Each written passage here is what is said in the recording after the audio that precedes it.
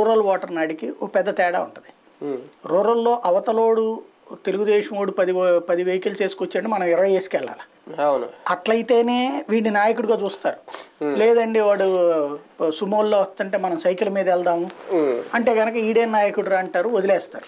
చిన్న ఎగ్జాంపుల్ ఏంటంటే రోజాకి చంద్రగిరి సీట్ ఇచ్చారు అప్పట్లో. చంద్రగిరి ఇచ్చినప్పుడు ఆవిడ ఇటు గల్లారుని వచ్చేటప్పటికి చంద్రబాబు గారు ముందే చెప్పారు 100-150 కోట్లు ఖర్చు పెడద్దు ఆవిడ, అవసరమైతే ప్రతిష్టకు పోతే నువ్వు ఇబ్బంది పడతావు అంటే, లేదు నేను ప్రజల్లో నుంచి గెలిచి తీరాలి, అప్పుడు రాజ్యసభ ఇస్తానన్నారు ఆవిడకి. నాకు వద్దు, నేను జనంలో గెలిచి తీరాల్సిందే అంటూ పట్టుబట్టి సీట్ అడిగింది. అప్పుడు చంద్రగిరి ఇచ్చారు. ఇచ్చినప్పుడు ఈవిడికి ఓకే అవ్వగానే ఫస్ట్ రోజున భారీ ర్యాలీతో వచ్చింది, దాదాపు కోట్లలో ఖర్చు అయిపోయింది.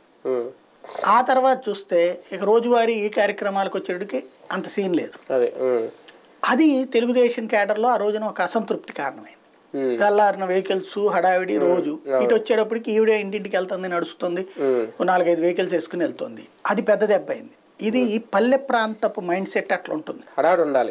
ఇక్కడ పల్లె ప్రాంతంలో మనం సినిమాల్లో చూపెట్టినట్టు చేతులకి దండం పెట్టుకుంటూ వెళ్తున్న మహానుభావుడు, ఈయనంత అద్భుతమైనడు, ఇవన్నీ సినిమాల్లో బాగా ఉంటుంది. సినిమాల్లో హీరో వెళ్ళి ఆ మహానుభావుడికి దండం పెడతాడు, ఆ మహానుభావుడిని తీసుకొచ్చి గెలిపించేస్తాడు. ఇవన్నీ పల్లెటూళ్ళలో అసలు అట్లాంటి వాడు మన ఇంటి పక్కనోడు మనకి ఎప్పుడు నచ్చడు. ఎమ్మెల్యే ఎంపీ అంటే వాళ్ళ దృష్టిలో చాలా పెద్ద గొప్ప నాయకుడు.